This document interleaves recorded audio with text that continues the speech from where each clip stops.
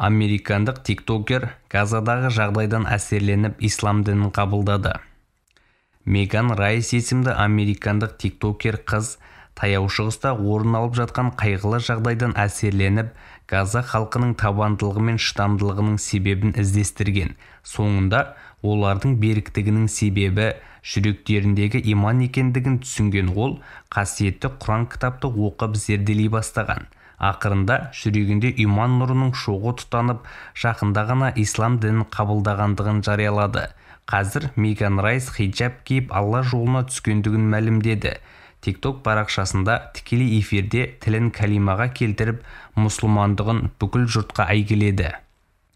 Меган қарындасымыздың ислам дінін таңдап, жүрегінде иман нұрының тұтанғанына барша мұсылман жұртшылығы қуанды. Алайда оның бұл қадамын жақтырмай, тіпті райынан қайтарғысы келгендер де табылған.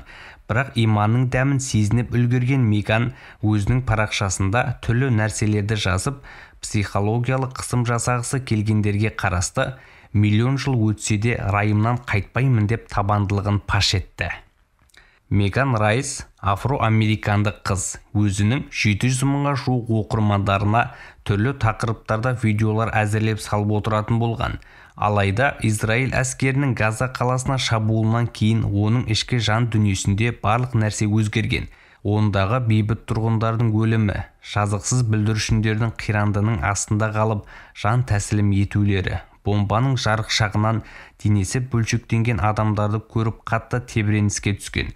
Бірақ оны есеңгіретіп, таңданысын тудырған Газа мұсылмандарының иман еді. Себебі қанша қиындық көріп жатса да сенімдеріне селкеу түспей, қайта имандары қуаттай түскеніне қатты таңданған.